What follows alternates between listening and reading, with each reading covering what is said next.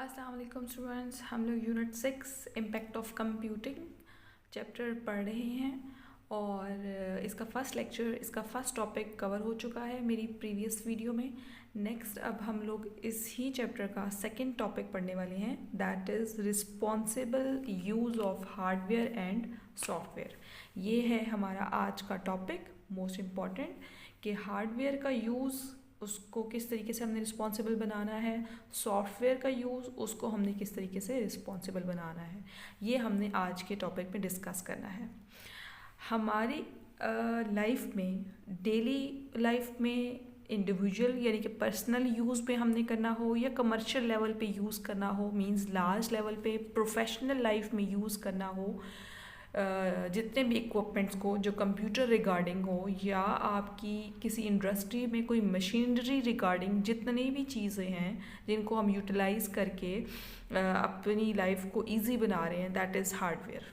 ठीक है, वो सब चीज़ें जो आपकी इस पूरी चीज़ में यूज़ हो रही है उसको आप क्या बोलते हैं, हार्डवेयर। ठीक है, और सॉफ्टवेयर क्या चीज़ होती है, जिनको आप इंस्टॉल करते हैं हार्डवेयर के अंदर और उनसे डिफरेंट पर्पसेस के काम लेते हैं। ठीक है, हार्डवेयर और सॉफ्टवेयर की डेफिनेशन बहुत स्मॉल लेवल पे भी सिखाई जाती है। वो चीज़ें जो आपको जिसको इंस्टॉल करके यूज़ किया जाए दैट इज़ सॉफ्टवेयर, और जिस चीज़ के अंदर उनको सेव किया जाता है और यूज़फुल पर्पसेस के लिए इस्तेमाल किया जाता है वो चीज़ आपकी होती है हार्डवेयर।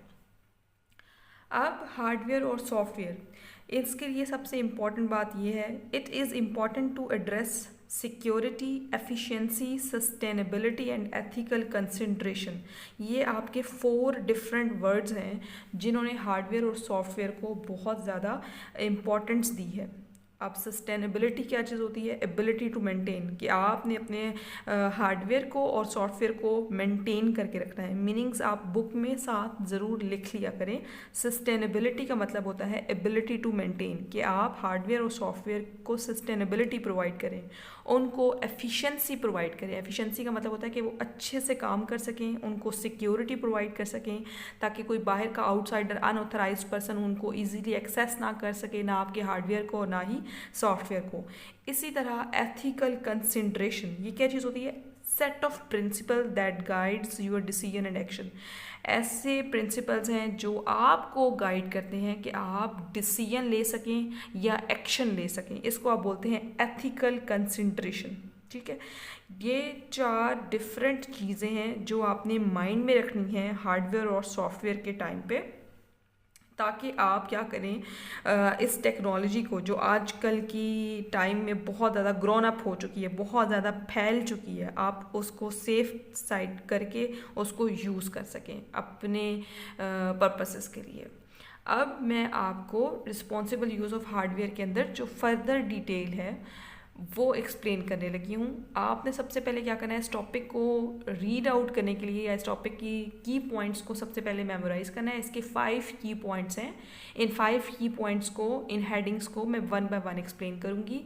सबसे पहला है आपका extended life span of hardware. किसी भी हार्डवेयर को या किसी भी मशीनरी को अगर उसका लाइफ स्पैन आपने एक्सटेंड करना है, लाइफ स्पैन का मतलब है कि उसकी उम्र, ठीक है, किसी हार्डवेयर की उम्र, किसी हार्डवेयर को यूज़ करने का दौरानिया जो है, अगर आप चाहते हैं कि मेरा ये हार्डवेयर जो मैंने ख़रीद लिया है अब शॉप से, इसका यूज़ करने का टाइम पीरियड, मतलब मैं इसको कई सालों तक इस्तेमाल करूँ, मैं उसको ये नहीं कि मैंने 1 साल इस्तेमाल किया और मैंने इतना रफ़ इस्तेमाल किया है, इतना आप कह लें कि मिस यूज़ किया है मैंने इस चीज़ का कि ये चीज़ फ़ौरन से ख़राब हो गई है। ठीक है, तो किसी भी हार्डवेयर को जब आपने ख़रीद लेना है, रख लेना है, तो उसके लिए आपने प्रिकॉशनरी मेजर्स लेने हैं, उस हार्डवेयर को सेफ़ रखना है। आपने ये देखना है कि वो कहीं से डिस्ट्रॉयड तो नहीं है, वो कहीं से डैमेज तो नहीं है, वो कहीं से डस्टी तो नहीं हुआ। तो आप क्या करते हैं, जब अपनी किसी भी इलेक्ट्रिकल अप्लायंसेस को सेफ़ रखते हैं, उसको हार्मफुल चीज़ों से प्रोटेक्ट करके रखते हैं अपनी उस मशीनरी को, तो इट्स मीन आप उसकी टाइम पीरियड में, यानी कि अगर लेट्स सपोज आपको गारंटी या वारंटी मिली हुई है जी 5 साल की है, लेकिन अगर आप उसको इतने अच्छे से लेके चलते हैं कि वो 5 नहीं बल्कि आपके पास 10 साल भी बहुत ज़बरदस्त चीज़ चल जाती है, ठीक है, तो इट्स मीन आपने अपने उस हार्डवेयर की लाइफ स्पैन को एक्सटेंड कर दिया है, बढ़ा दिया है, क्योंकि आपने उसको मिस यूज़ नहीं किया, आपने उसको फुल सिक्योर करके यूज़ किया है, उसके ऊपर कोई डस्ट नहीं आने दी, उसको किसी चीज़ हार्मफुल चीज़ से हमेशा उसको प्रोटेक्ट करके रखा है। इस तरीके से आप क्या करते हैं, अपने हार्डवेयर की लाइफ स्पैन को एक्सटेंड कर सकते हैं if you are going to provide safety to your hardware. Next है जी data security and privacy. Data security and privacy नाम से क्लियर हो रहा है कि आपने क्या करना है, अपने हार्डवेयर को, ये हार्डवेयर की क्योंकि रिस्पॉन्सिबल यूज़ है, इट्स मीन ये सारा काम आपने हार्डवेयर के साथ करना है। हार्डवेयर के को डाटा सिक्योरिटी एंड प्राइवेसी आपने किस तरीके से प्रोवाइड करनी है, सेफ गार्डिंग सेंसिटिव डाटा। जितना भी हार्डवेयर में जो डाटा आपने स्टोर करके रखा है, आपने सेव करके रखा है, आप अपने उस सेंसिटिव डाटा को सेव गार्ड करेंगे। सेव गार्ड कैसे कर सकते हैं, आप उसको 3 वेज से सेव गार्ड कर सकते हैं, encryption, strong password and third one is 2 factor authentication. Encryption क्या चीज़ होती है स्टूडेंट्स, इंक्रिप्शन होती है ऐसी लैंग्वेज जो ईजीली अनऑथराइज्ड पर्सन को समझ नहीं आती, ठीक है। ये लैंग्वेज या तो सिंबल बेस्ड होगी, ठीक है। इंक्रिप्शन में क्या होती है, एक ये जैसे अब ये तो सिंबल इंग्लिश लिखी हुई है, कोई भी पर्सन इसको इजीली अंडरस्टैंड कर लेगा, लेकिन इनक्रिप्टेड डाटा ऐसा डाटा होता है जिसको डिकोड करना पड़ता है, जिसको ट्रांसलेट करना पड़ता है, वो क्लियर नहीं लिखा हुआ होता, उसको सिर्फ ऑथराइज्ड पर्सन ही, ऑथराइज्ड पर्सन कौन लोग होते हैं, वो लोग जो जिनके लिए वो डाटा रखा जाता है या जिनके लिए डाटा बनाया जाता है उनको बोलते हैं। वो ऑथराइज्ड पर्सन ही उस इनक्रिप्टेड डाटा को डिकोड कर सकते हैं, ठीक है। इंक्रिप्शन प्रोवाइड करनी है। स्ट्रॉन्ग पासवर्ड, पासवर्ड आप सबको पता है कि पासवर्ड क्या चीज़ होती है, अपनी चीज़ को प्रोवाइड सेव करने के लिए आप पासवर्ड की। नेक्स्ट है 2 फैक्टर ऑथेंटिकेशन। 2 फैक्टर ऑथेंटिकेशन क्या होता है, अपनी फाइल्स को, अपने हार्डवेयर्स को आप लोग क्या करते हैं, ज़्यादा सिक्योर बनाने के लिए 2 फैक्टर ऑथेंटिकेशन लगाते हैं, यानी कि 2 तरह से पासवर्ड लगा देते हैं। और जैसे अगर लेट्स सपोज मेरे पास कंप्यूटर है, ठीक है, और मैंने अपने कंप्यूटर को जब विंडो स्टार्ट की है लेट्स सपोज, तो उसको खोलने से पहले एक सॉफ्टवेयर है, इसके बाद मैंने क्या करना है, जब जितनी अंदर मेरे फोल्डर्स या फाइल्स हैं वो पड़ी हुई हैं मेरी ड्राइव्स में, लोकल डिस्क डी और ई और मतलब सारी में जितनी भी, मैं उन ड्राइव्स को भी लॉक लगा देती हूँ। सबसे पहले मैंने कंप्यूटर को लॉक लगाया हुआ है, ठीक है, उसके बाद मैंने क्या किया, कंप्यूटर के अंदर जो मेरी ड्राइव्स पड़ी हुई हैं मैंने उनको भी लॉक लगा दिया, तो इट्स मीन मैंने 2 फैक्टर ऑथेंटिकेशन यूज़ किया है। इसी तरह मैं अगर मोबाइल में आपको एग्जाम्पल दूँ तो मैंने मोबाइल को लॉक लगाया हुआ है। फिर अगर लेट्स सपोज उसका लॉक खुल जाता है तो मैंने अपने मोबाइल में जितनी ऐप्स हैं जिनको मैं सीक्रेट रखना चाहती हूँ, मैंने उन ऐप्स को भी लॉक लगाया हुआ है, ठीक है।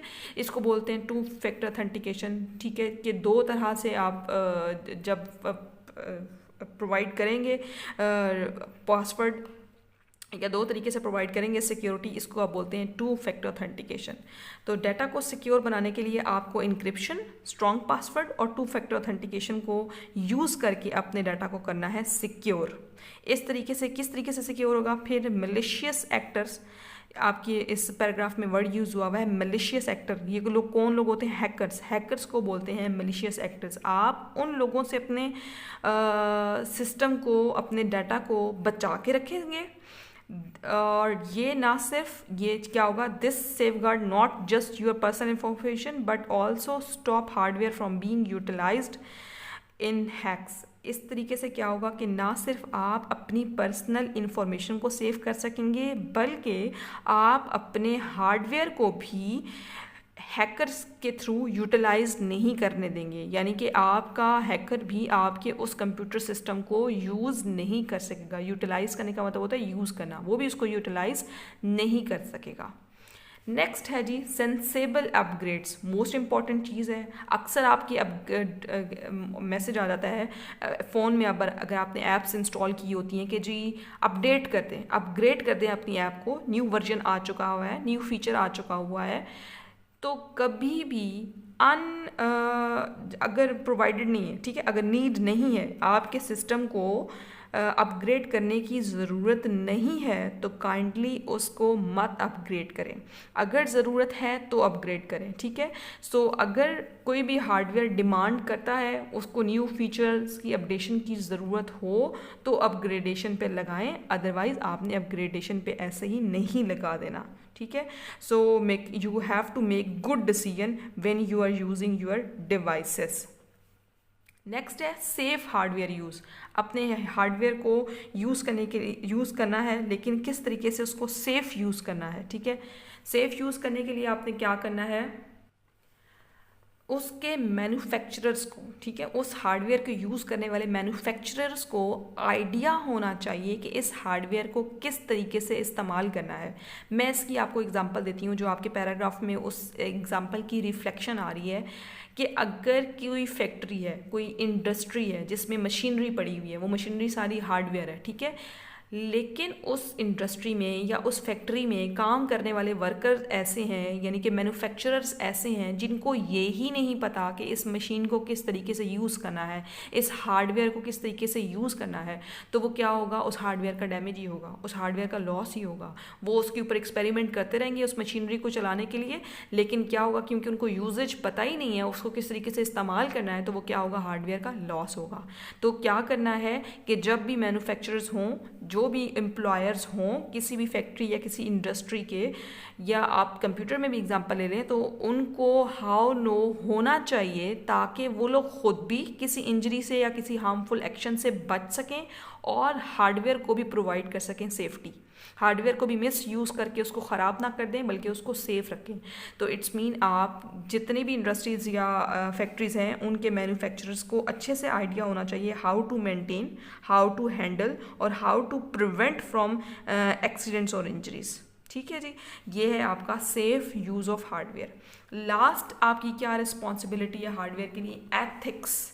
Ethics in hardware use. Ethics किसे बोलते हैं स्टूडेंट्स, एथिक्स बोलते हैं जैसे मोरल वैल्यूज़ को, ठीक है। जैसे कोई क्लास में स्टूडेंट है और बड़ी कोई इल मैनर्ड हरकतें कर रहा है, तो हम कहेंगे कि जी आप में तो कोई एथिक्स ही नहीं है, आपको तो पता ही नहीं है किस तरीके से आपने क्लास में बिहेव करना है। क्लास में इल मैनर्ड शो करने वाले पर्सन के लिए यूज़ किया जाता है वर्ड एथिक्स का।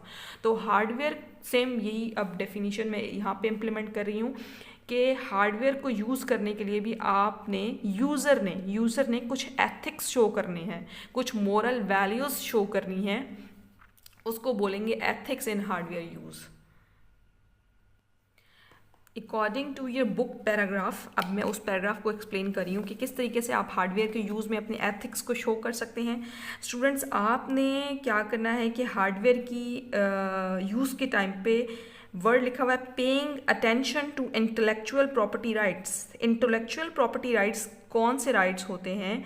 अगर किसी पर्सन ने कोई हार्डवेयर बनाया है, किसी पर्सन ने कोई बुक लिख ली है, किसी पर्सन ने कोई research paper let's suppose publish कर दिया है, तो कोई पर्सन उस बुक, उस रिसर्च पेपर या उस हार्डवेयर को ऐसा ना करे कि अपने नाम से पब्लिश कर दे। लेट्स सपोज किसी ने बनाया है और वो कोई और फॉरेन से उसका कॉपी करके अपने नाम से उसको पब्लिश कर दे, इसको बोलते हैं कॉपीराइट इशू। इस चीज़ को अवॉइड करना है, अपने थोड़े से एथिक्स शो करने हैं और ऐसा इलीगल काम नहीं करना, ताकि इसको बोलते हैं स्टूडेंट्स, इसको बोलते हैं इंटेलेक्चुअल प्रॉपर्टी राइट्स, ठीक है। तो इस तरह की इलीगल एक्टिविटीज़ में पार्टिसिपेशन नहीं करनी, ऑथराइज्ड सॉफ्टवेयर और ऑथराइज्ड हार्डवेयर ही यूज़ करने हैं। किसी ऐसी वेबसाइट को जो रिस्ट्रिक्टेड वेबसाइट हो, जहाँ पे आईटी अथॉरिटीज़ ने अवॉइड किया हुआ हो कि जी आप इस वेबसाइट को सर्च नहीं कर सकते, या इस वेबसाइट को यूज़ करते हुए अपने किसी चीज़ को डाउनलोड नहीं कर सकते, इंस्टॉल नहीं कर सकते, तो आपने क्या करना है, उस चीज़ से रिस्ट्रिक्ट होकर रहना है। वहाँ पे थोड़े अपने एथिक्स शो कर रहे हैं और चीज़ से बच के रहना है, ठीक है। ये सारी चीज़ें आपकी स्टूडेंट्स आ जाती हैं एथिक्स इन हार्डवेयर यूज़ में। विदाउट परमिशन, ना ही आपने कोई सॉफ्टवेयर इंस्टॉल करना है किसी हार्डवेयर में, और ना ही विदाउट परमिशन आपने किसी का कोई हार्डवेयर यूज़ करना है। तो इसको बोलते हैं students ethics in hardware use. ये आपकी 5 डिफरेंट रिस्पॉन्सिबिलिटीज़ हैं जब आपने किसी हार्डवेयर को यूज़ करना है। हार्डवेयर में आपके तमाम वो अप्लाइंसेस, जैसे आपकी ईयरबड्स भी लेट्स बोल आते हैं, आपके हैंड फ्रीज भी आ जाते हैं, आपके रिमोट भी आ जाता है, कंप्यूटर है, स्पीकर्स हैं, ठीक है, जितनी भी इंडस्ट्रीज़ और फैक्ट्रीज़ में पड़ी हुई मशीनरी है वो सब हार्डवेयर है जिसको आप यूज़ कर रहे हैं अपने डेली लाइफ में, कि वो यूज़ करें और क्या कहते हैं अपना आप काम लें उनसे, ठीक है, उन सबको क्या बोलते हैं आप हार्डवेयर। तो ये 5 डिफरेंट रिस्पॉन्सिबिलिटीज़ हैं जब आपने किसी भी हार्डवेयर को यूज़ करना है, तो आपने ये 5 डिफरेंट रिस्पॉन्सिबिलिटी शो करनी है और हार्डवेयर को बेस्ट बनाना है। नेक्स्ट टॉपिक मेरा जो है, जो आज ही हमने डिस्कस करना है, रिस्पॉन्सिबल यूज़ ऑफ सॉफ्टवेयर, कि हम सॉफ्टवेयर में किस तरीके से रिस्पॉन्सिबिलिटी दिखा के उनको अच्छे वे में यूज़ कर सकते हैं। अब नेक्स्ट टॉपिक पे डिस्कशन करते हैं स्टूडेंट्स। जी स्टूडेंट्स, अब हम लोग डिस्कस करने लगे हैं सॉफ्टवेयर के यूज़ को किस तरीके से रिस्पॉन्सिबल बनाया जा सकता है। स्टूडेंट्स, इसके लिए आपने 4 डिमांड्स या 4 नेसेसिटीज़ को फुलफ़िल करना है रिस्पॉन्सिबल सॉफ्टवेयर के लिए। 4 नेसेसिटीज़ क्या हैं? Legal complaints according with the law. Legal complaints क्या होती हैं? According with the law. ऐसे सॉफ्टवेयर डेवलप करने हैं या ऐसे सॉफ्टवेयर बनाने हैं या ऐसे सॉफ्टवेयर को इस तरीके से इस्तेमाल करना है कि आप अकॉर्डिंग टू लॉ कर रहे हो, ठीक है। एथिकल कंसंट्रेशन, वही वर्ड फिर जो हार्डवेयर के टाइम पे यूज़ हुआ था, सेम वही वर्ड फिर दोबारा एथिकल कंसंट्रेशन सॉफ्टवेयर के लिए भी यूज़ हो रहा है। सेम थर्ड टर्म क्या है? Awareness of the broader empirical society, ठीक है, सोसाइटी पे उसके क्या असरात हैं, इन सब चीज़ों को मर्ज करके आपने डिजिटल इन्वायरमेंट क्रिएट करना है, एक सेफ डिजिटल इन्वायरमेंट क्रिएट करना है। इन 4 चीज़ों के कम्बिनेशन को यूज़ करते हुए, आप इन 4 को जब यूज़ करते हैं तो आप एक सेफ डिजिटल इन्वायरमेंट को क्रिएट करते हैं। अब इन 4 को जब आप फॉलो अप करेंगे तो आप एक ऐसा एनवायरनमेंट क्रिएट करेंगे जो सस्टेनेबल होगा। सस्टेनेबल का मतलब होता है एबिलिटी टू मेंटेन, कि वो एक डिजिटल एनवायरनमेंट को मेंटेन रखने में बहुत ज़्यादा हेल्प आउट करेगा। अब वो कौन से लॉज हैं, वो कौन सी और मोर रिस्पॉन्सिबिलिटीज़ हैं जो सॉफ्टवेयर को और अच्छा बनाती हैं। सबसे पहला आपका है observing the law. Observing the law क्या है स्टूडेंट्स? वर्ड लिखा हुआ है always abide by all applicable legal requirements including copyright and intellectual property laws when using software.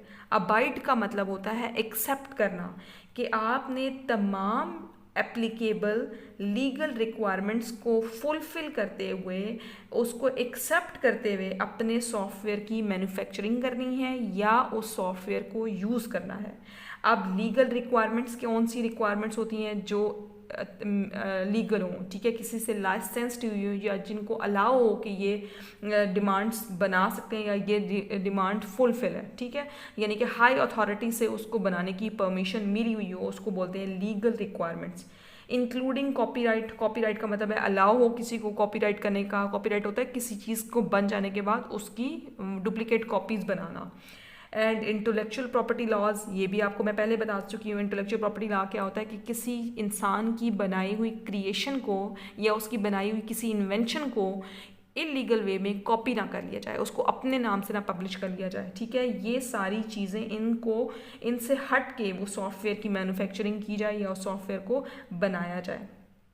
Software का पर्पस हरगिज़ ये नहीं होना चाहिए कि दैट वायलेट्स कॉपीराइट और अदर इंटेलेक्चुअल प्रॉपर्टी राइट्स, कि वो इन सारी चीज़ों को वायलेट करते हैं। यही जो 4 चीज़ें उसने अबाइड करनी है, जिनको सबको उसने एक्सेप्ट करना है। अगर वो नहीं करता तो क्या करता है, सॉफ्टवेयर की सारी चीज़ों को उसको वायलेट कर देता है, उसके सारे कॉपीराइट्स को, सारी लीगल चीज़ों को इलीगल बना देता है। तो आपने लॉ को ऑब्जर्व करते हुए सॉफ्टवेयर को यूज़ करना है। नेक्स्ट देख लें स्टूडेंट्स, ये एथिकल यूज़ और privacy and data protection. Same ये दोनों चीज़ें आपने हार्डवेयर में भी डिस्कस की थी। अब सेम यही 2 चीज़ें सॉफ्टवेयर में किस तरीके से यूज़ करनी है। एथिकल यूज़, फिर वही चीज़ आ जाती है कि जो चीज़ आप मैनर्स में रह के इस्तेमाल करते हैं उसको आप बोलते हैं एथिक्स। तो वो सॉफ्टवेयर जो आप लीगल वे से डाउनलोड करते हैं या लीगल वे से गेट करते हैं, उनको बोलते हैं या उन सॉफ्टवेयर को बोलते हैं कि जी ये सॉफ्टवेयर ऐसे हैं जो एथिकल यूज़र्स हैं, ठीक है। और इनको मैलिशियस पर्पसेस बोलते हैं, हार्मफुल एक्शंस के लिए ऐसे सॉफ्टवेयर जो लेट्स सपोज मैं स्टूडेंट्स कहती हूँ कि ना मुझे कहीं से हैकिंग करनी है, तो हैकिंग करने के लिए ऐसे सॉफ्टवेयर बनाए जाते हैं, ऐसे टूल्स बनाए जाते हैं जो किसी सिस्टम को ईजीली हैक कर सकते हैं।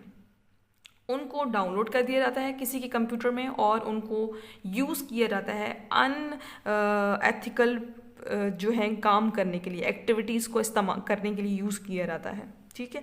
हमने उन सारी चीज़ों से क्या करना है, बचना है। नेक्स्ट है privacy and data protection. Privacy and data protection में क्या चीज़ है, किस तरीके से सॉफ्टवेयर में आपने इसको यूज़ करना है। प्राइवेसी और डाटा प्रोटेक्शन में स्टूडेंट सबसे मेन रोल पता है किस बंदे का होता है, सॉफ्टवेयर डेवलपर का।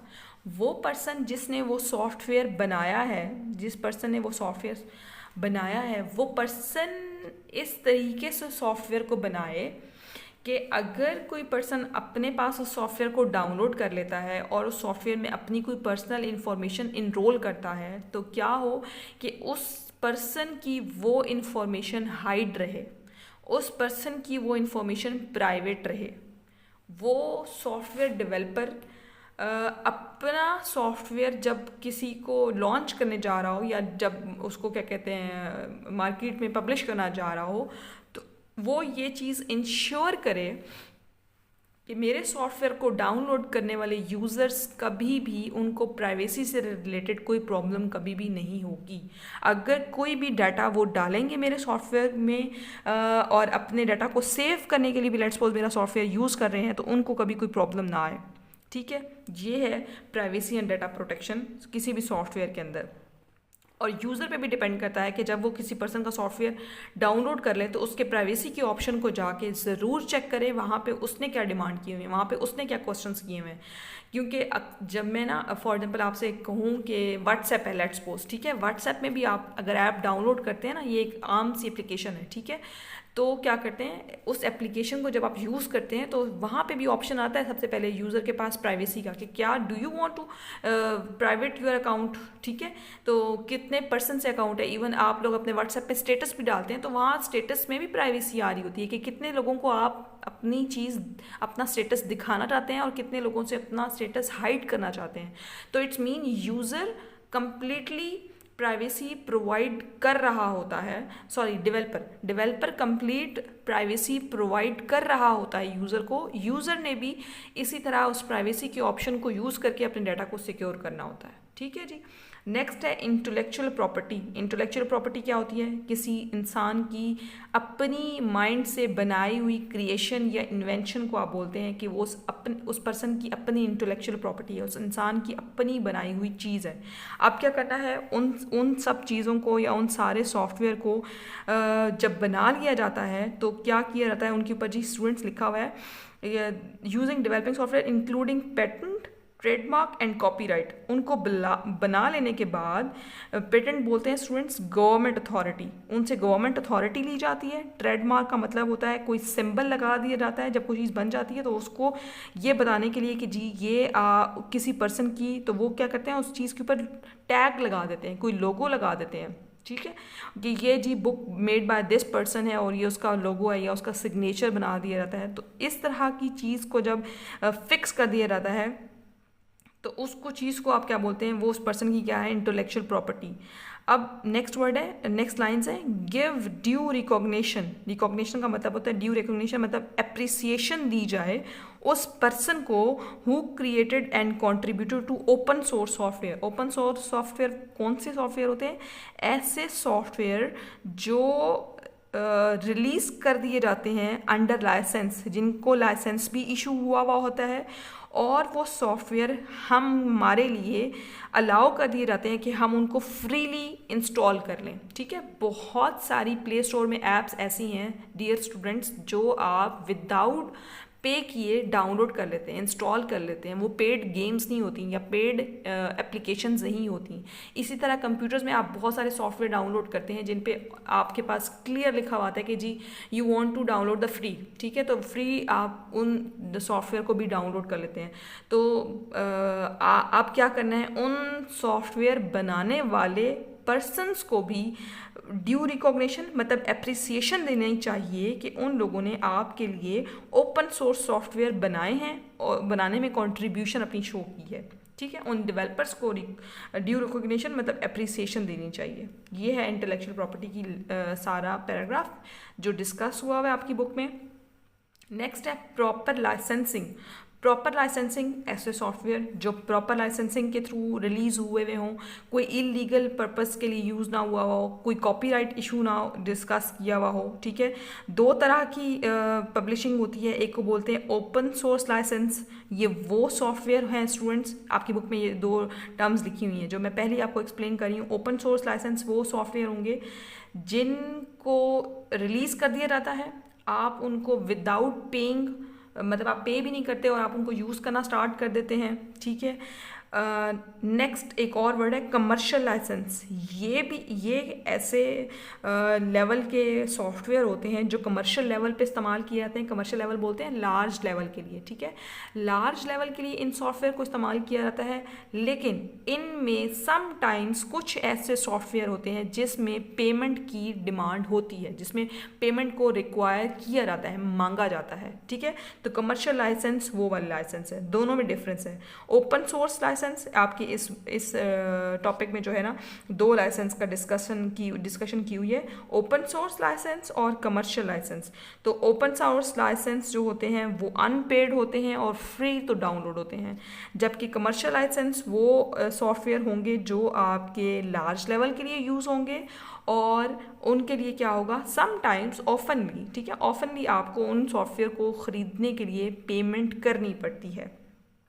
इसको बोलते हैं proper licensing.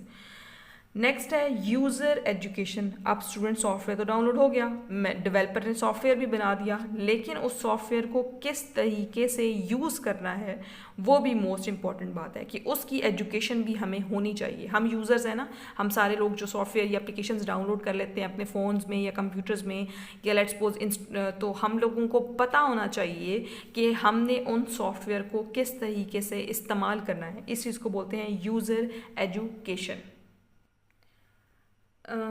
Using software responsibly, including ethical issues, digital literacy and best practice for the cyber security।